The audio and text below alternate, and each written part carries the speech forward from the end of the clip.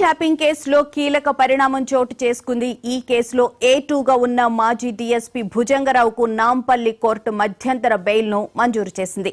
15 రోజుల పాటు షరతులతో కూడిన మధ్యంతర బెయిల్ మంజూరు చేస్తూ కోర్టు తీర్పు ఇచ్చింది. హైదరాబాద్ విడిచి వెళ్లొద్దని ఆదేశాలు జారీ చేసింది.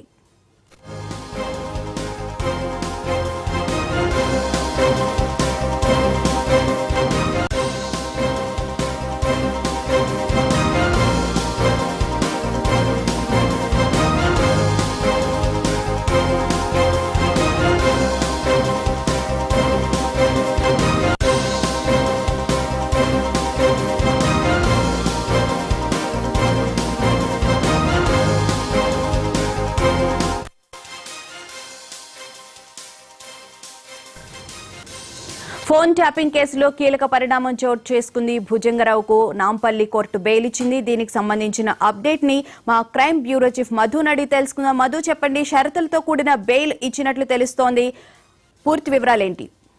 అనారోగ్య కారణాలు దృష్టిలో పెట్టుకున్నటువంటి నాంపల్లి కోర్టు A2గా ఉన్నటువంటి భుజంగరావుకి బెయిల్ అయితే మంజూరు చేయడం జరిగింది. ప్రధానంగా చూసుకుంటే ఈ ఫోన్ ట్యాపింగ్ కి సంబంధించి గత కొంతకాలం నుంచి తనకు బెయిల్ మంజూరు చేయాలంటూ కూడా గతంలో నాంపల్లి కోర్టులో భుజంగరావు పిటిషన్ దాఖలు చేశారు. అయితే ఆ పిటిషన్ లో అప్పట్లో ధర్మాసనం కొట్టేసింది. కానీ ఈసారి మాత్రము అనారోగ్య కారణాలు ఏవైతే ఉన్నాయో ఆ అనారోగ్య కారణాలను సూచిస్తూ కూడా బెయిల్ పిటిషన్ దాఖలు చేయడంతో 15 రోజుల పాటు మధ్యంతర బెయిల్ అయితే మంజూరు చేయడం జరిగింది.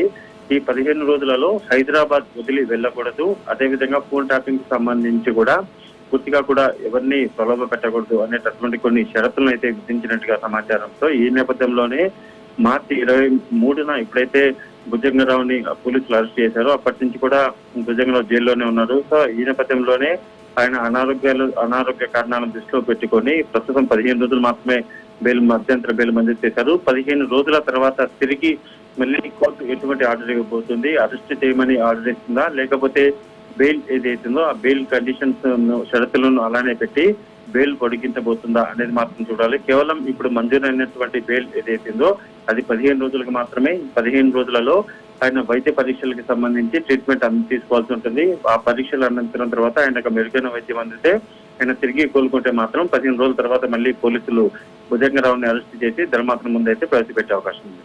Okay, thank you Madhu.